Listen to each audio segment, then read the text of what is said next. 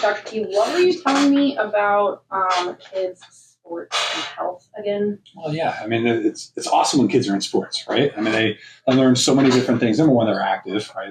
They're off the iPad and the technology, which so many are just drawn to. But it helps teach them sportsmanship, teamwork, helps them learn how to work hard at things, learn how to win, learn how to lose.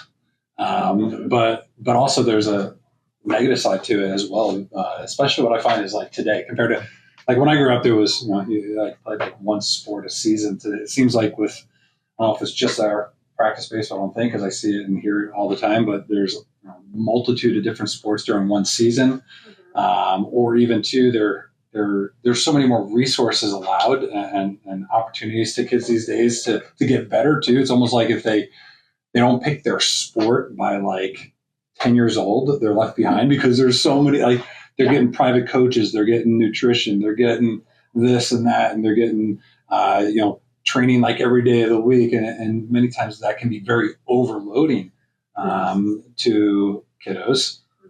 Even though they love a sport, it's, there's definitely something to say for having too much.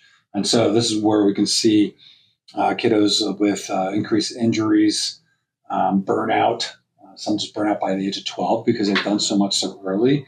And many times that's where we see it really impacting their nervous system, and which leads to all of this. Okay. Yeah. So we do talk about the nervous system here a lot. How does that control the athletic performance? It controls everything, but particularly on how it deals with athletic performance is the nervous system.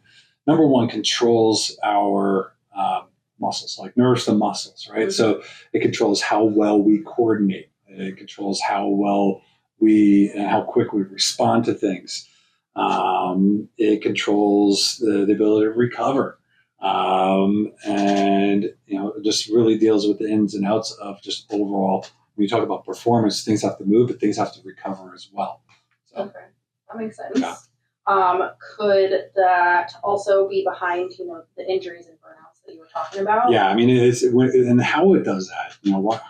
How does like that cause like an injury or burnout in itself is because the different stressors that they face as an athlete, not only physical demand but emotional demand, and also to a chemical demand, meaning like, it can be like dehydration, lack of nutrition, deficiencies, taking in a lot of sugar. A lot of these sports drinks can have a lot of sugar in them too. Like, right. It's a multitude of all these things, not just physically demanded on the body, but also to emotionally and also to chemically, but then also to if they're not getting enough recovery time, because there's as much importance on training, but also recovery. And so when our nervous system gets overloaded, it goes into protection.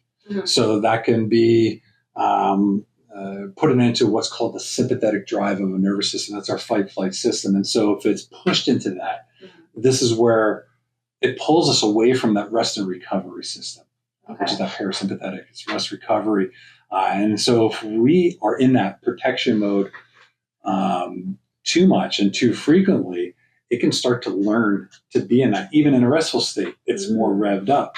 And so if we get more and more in that protective state, we're less and less in the recovery state. Even though we maybe sleep and get recovered, it just may not be getting enough. And over time, it can catch up and then lead us more prone to the body tightening up. It can lead to more structural restrictions, which then doesn't allow it to adapt to the stressors and demands, which can create strain and injury. When we're more in protection, we're not as much in rest and recovery. So this is where we can't catch up. And that's where it can lead to burnout. Definitely makes sense. What should parents and or coaches be doing to help with that? It's looking for the signs, right? Signs, symptoms of it. One of the big ones is, especially with burnout, is losing the interest to do it. Okay. It's sort of like, oh, do I have to go to practice? Like, and something that they loved to where now it's starting to become more of a chore. Right. That's a sign of burnout and overtraining. Okay.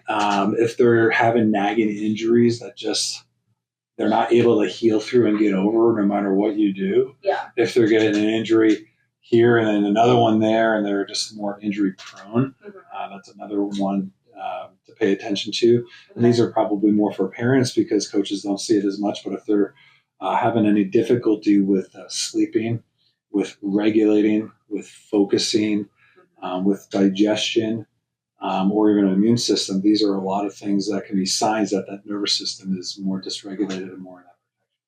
Gotcha. And then obviously we should be nurses. Well, that's the number one. Like, how do you know, right? And that's where what's awesome is that there's technology out there to help look kind of under the hood or behind the curtain on the nervous system, beyond the stuff that they may even feel or even can express. Because the majority of the nervous system we don't feel. There's only 10 to 15% of the nervous system is the sensory nerves that we feel. So they can have this going on without feeling it. Gotcha. Right. So that's where, I always say is like, just get checked. Right. Yeah. And so that's where the technology that we have, we can help provide that and give some answers once based on getting that information.